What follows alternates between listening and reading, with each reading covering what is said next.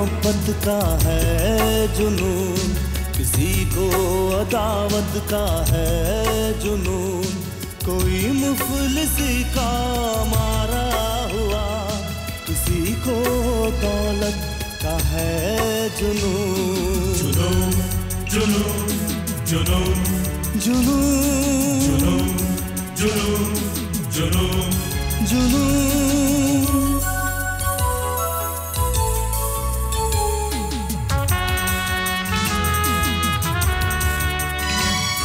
न जाने ये कैसी है दीवानगी कि कांधे पे लादे हुए जिंदगी, भटकता हूँ मैं बेसबब बेनिशान, मेरे साथ है मेरी आवारगी।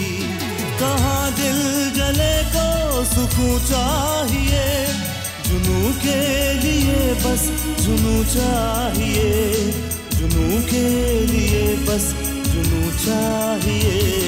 जुनून जुनून जुनून जुनून जुनून जुनून जुनून। अरे अधिकारी साहब, नमस्ते। नमस्ते, आइए। गुड मॉर्निंग अधिकारी साहब। Good morning. आइए आइए बैठिए। आज सुबह सुबह आपने यहाँ आने का कष्ट कैसे किया? भाई तुमसे मुलाकात जो नहीं होती, सोचा मालूम नहीं तुम दिन भर कहाँ कहाँ मसरूफ रहते होगे, इसलिए मैं ही चलकर सुबह सुबह पकड़ लूं। ये आजकल जाते ही कहाँ है, जब से माँ गुजरी है इन्हें किसी चीज में दिलचस्पी नहीं है। भाई जिंदगी का कारवां यूं तो नहीं चल सकता। तुम लाख जिंदगी से भागने की कोशिश करो पर नहीं भाग पाओगे। तुमने जिंदगी के इतने बड़े बड़े चैलेंजेस कबूल किए हैं, इतनी मुश्किलातों का मुकाबला किया है, और अब जब जिंदगी डगर पर आने लगी है तुम यूं किनारा करके बैठ जाओगे, ये तो सरासर बुज़दिली होगी। अधिकारी साहब, मुझे तो आपसे माफी मांगने का भी मौका नहीं मिला।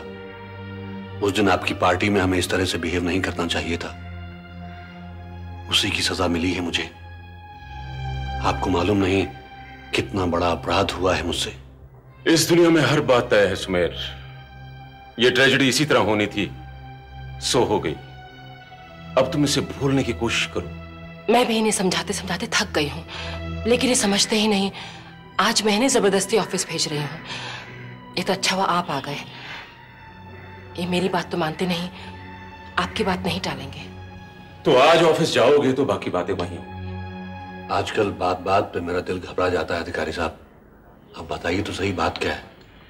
भाई तुमने वो धनराज एंटरप्राइजेस के कुछ शेयर्स खरीदने की बात की थी उससे।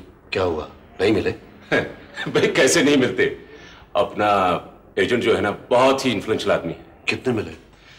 ये तो एग्जैक्टली नहीं मालूम, लेकिन जितने मांगे थे उससे कुछ ज्यादा ही होंगे। एक्सीलेंट। तुम ऑफिस कब पहुंचोगे?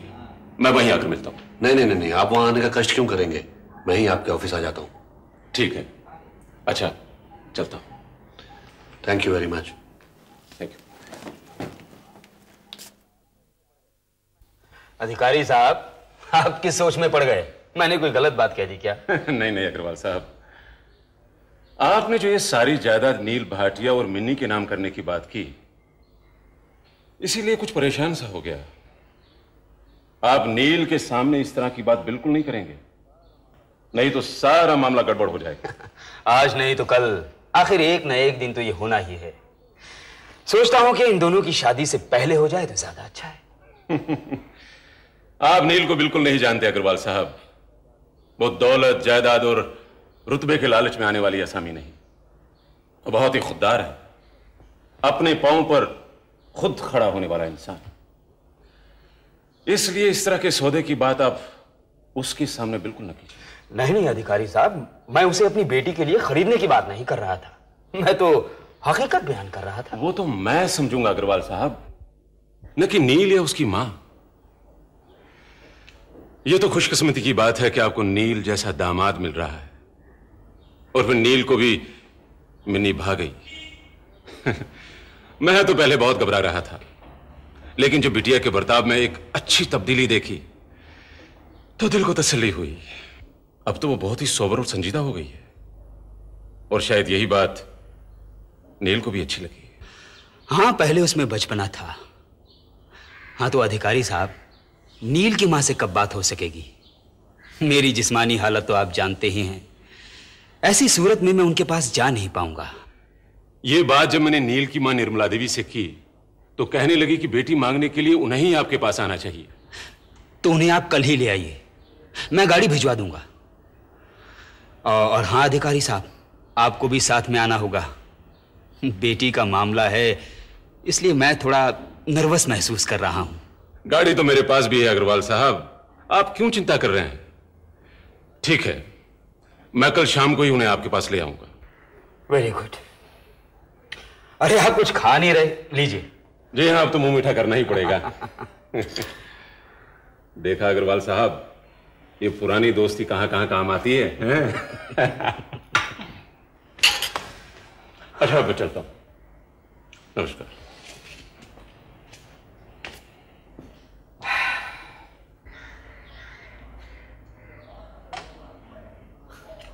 अरे रामदास भाई, मैंने तो चाय पी ही नहीं, एक प्याली बना दो। तो बात पक्की हो गई साहब? हाँ, हो गई। भगवान का शुक्र है, भाटिया अच्छा लड़का है। उसके चेहरे से ही शराफत टपकती है। हाँ, बिटिया को भी अच्छा लगा होगा। अब अच्छा लगने के सिवा और कोई चारा भी तो नहीं।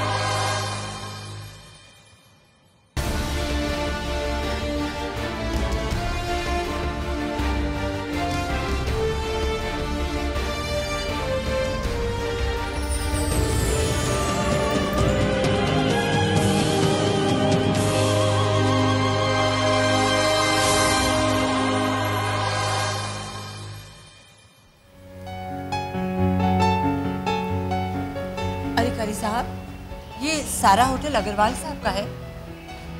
ये तो एक ही हिस्सा है, ऐसे दो हिस्से और हैं। आपको यकीन है कि उन्होंने अपनी बेटी का हाथ नील के लिए ही मांगा है? क्यों, आपको शक क्यों हो रहा है? नहीं, वो आपका बेटा भी तो लाखों में क्या करोड़ों में एक है। लेकिन आपने उनको बता दिया है ना कि हम गरीब और सीधे साधे लोग हैं, बता दिया है ना? हाँ, सब बताया है, सब कुछ बता दिया है। आइए इस तरफ। नमस्कार जी। नमस्कार साहब, ऊपर आपका इंतजार कर रहे हैं। आइए आइए।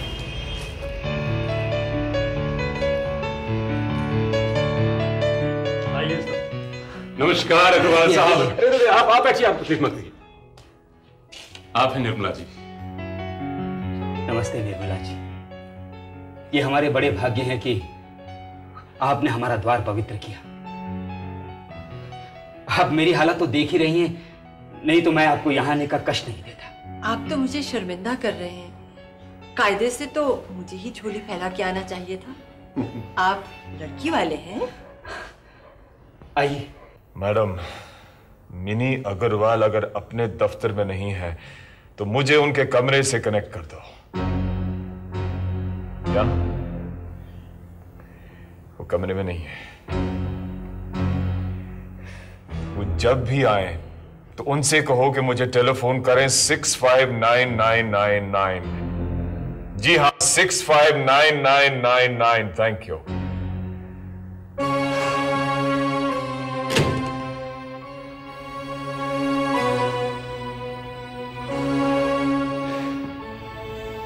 खुदा जाने कहां रहती हो आजकल।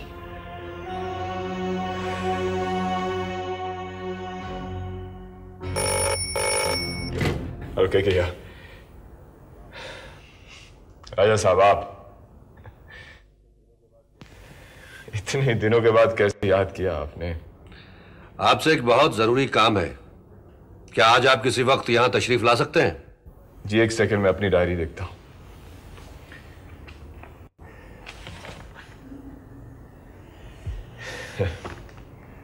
हाँ ठीक है, आप हुक्म करें और मैं ना आऊं, मैं 1 घंटे के अंदर आ जाता हूं। ठीक है? वो तो सब ठीक है अग्रवाल साहब, मगर एक बात आप अच्छी तरह से सोच लीजिए। भाई अपना तो बस एक बेटा ही बेटा है, और तो कुछ भी नहीं। एक घर है, घर भी क्या, बस एक कमरे का फ्लैट है, वो भी बड़ी मुश्किल से खरीदा है। सब हो जाएगा निर्मला जी, सब हो जाएगा। हमें तो नील बेटा इतना अच्छा लगा है कि बाकी और किसी चीज की फिक्र ही नहीं। और फिर हमारी बेटी को आप देवी जैसी माँ कहाँ मिलेगी? तो बस मुझे तो एक ही चिंता सता रही है कि आपकी बेटी इतने ऐशो आराम में पली है, हमारे उस छोटे से फ्लैट में खुश भी रह पाएगी कि नहीं? जीवन साथी अच्छा मिल जाए तो समझो सब सुख मिल गया। ये तो ठीक है, मैं भी बस यही चाहती हूँ कि मेरे बेटे को प्यार मिले, खुशी मिले, बस, और मैं कुछ नहीं मांगती। आओ आओ बेटी, तुम्हारा इंतजार हो रहा था।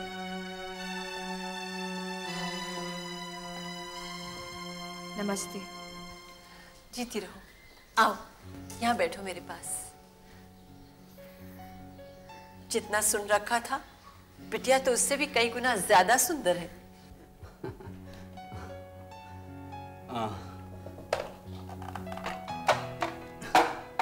आप ही चाय बना दीजिए रामदास भाई।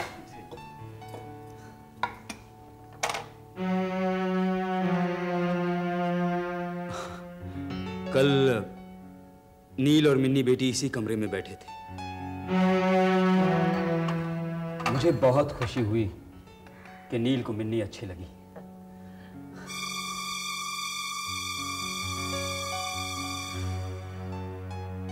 अब आप कोई अच्छा सा मुहूर्त देखकर मुझे कन्यादान करने का मौका दीजिए।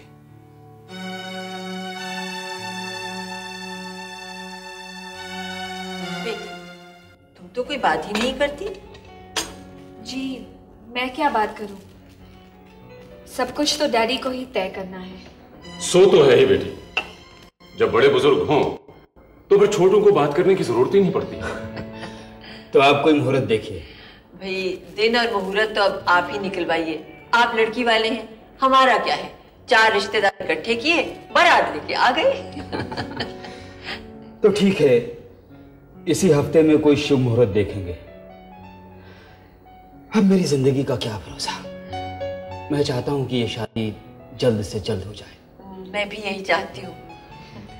अब मैं जाऊं डैडी?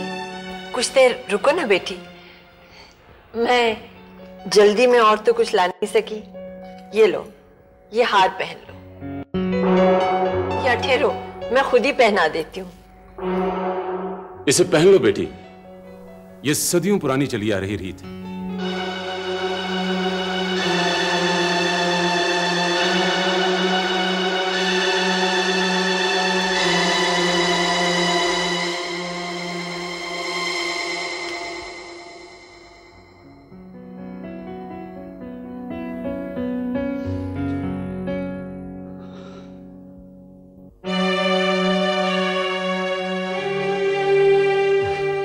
बिटिया बड़ी शर्मीली है।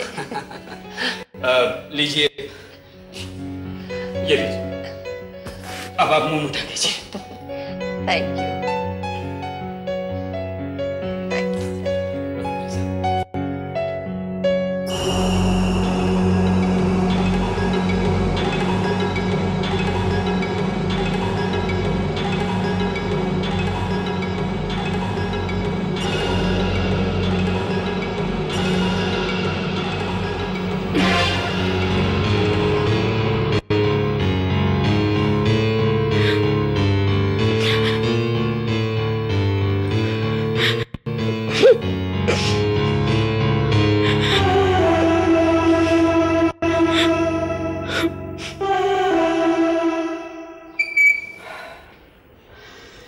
मेरे ख्याल से सब ठीक हो गया रामदास भाई।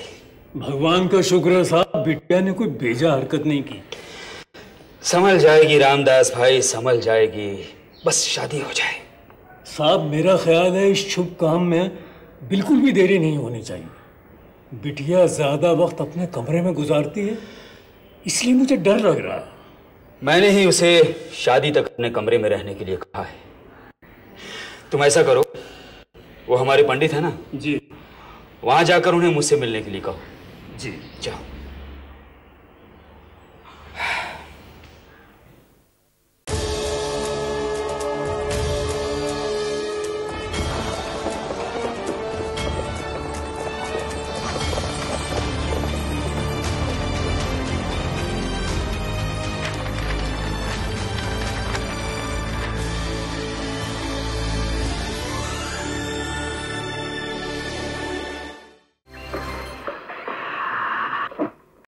वो झुमके मुझे दे दे जो मैंने पिछले महीने लाए थे। मैं तुम झुमकों को हाथ लगाने नहीं दूंगी। I am sorry, she is no more.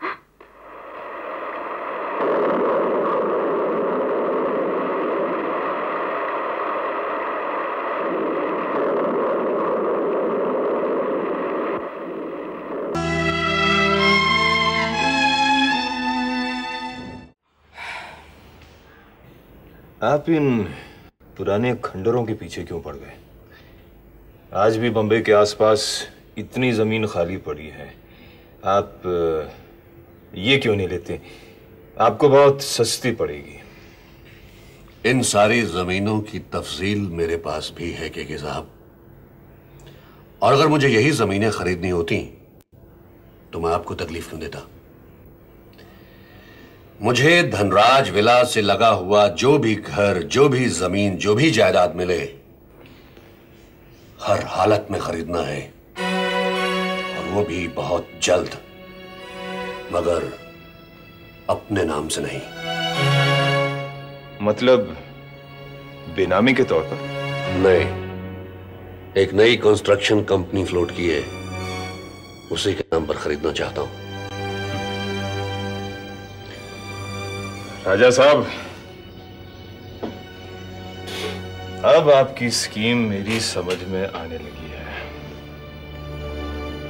आप आदित्य धनराज की जड़ों तक ऐसे पहुंचना चाहती हैं कि उसके फरिश्तों को भी पता न चले।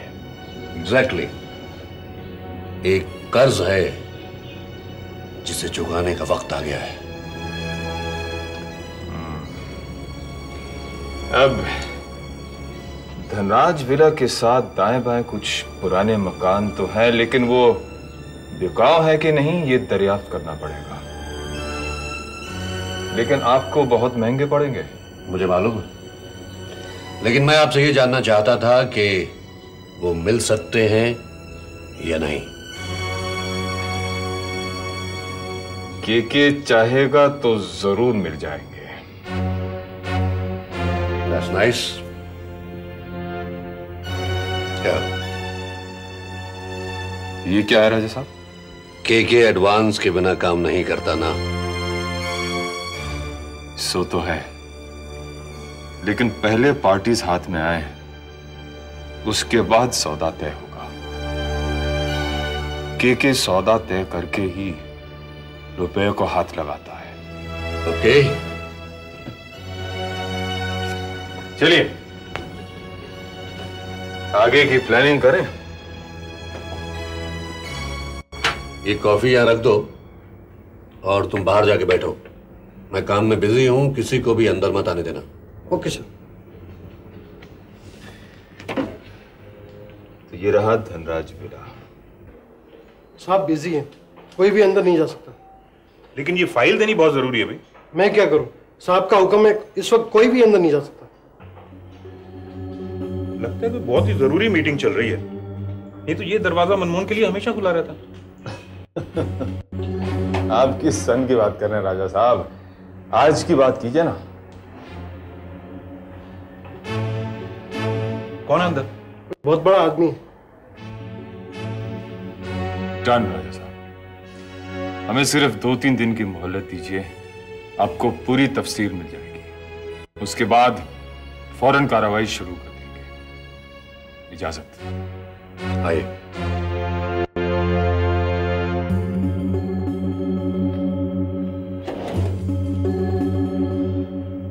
अच्छा राजा साहब, ऑल द बेस्ट।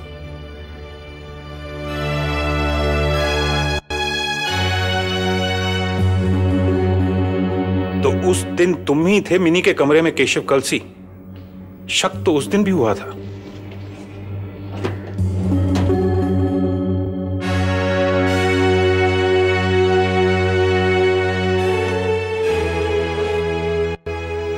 अब देखना तुम आदित्य धनराज, ये सुमेर राजवंश किस तरीके से तुम्हारे लिए सांस लेना भी मुश्किल कर देगा।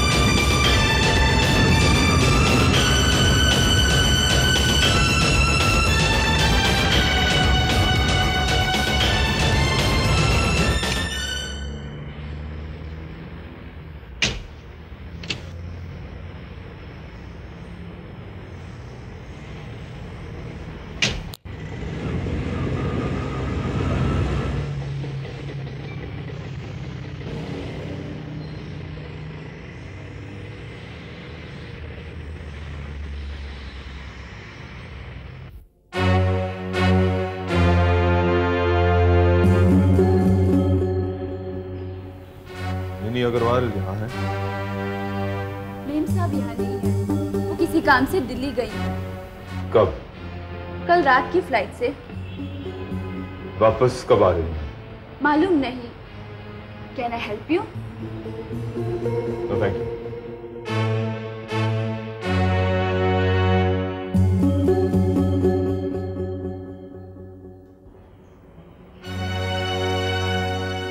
तशरीफ रखिए हुजूर, बहुत देर से खड़े हैं, थक गए होंगे। नहीं, ऐसी कोई बात नहीं है। आज आपकी मालकिन मिस मिनी अग्रवाल नजर नहीं आ रही। जी, कोई खास काम था उनसे? नहीं, ऐसी कोई बात नहीं, रोज नजर आती हैं, आज नजर नहीं आई इसलिए पूछ लिया आपसे। आप गालिबन उन सफेदपुर साहब के पीछे आए, वो तो चले गए। हाँ, उनके पीछे? नहीं नहीं नहीं नहीं नहीं, नहीं। मैं उनके पीछे क्यों आने लगा। जी चलता हूँ। जी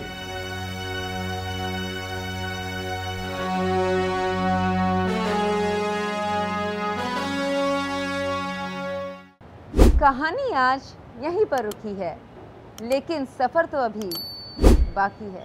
जुनून, जुनून, जुनून, जुनून।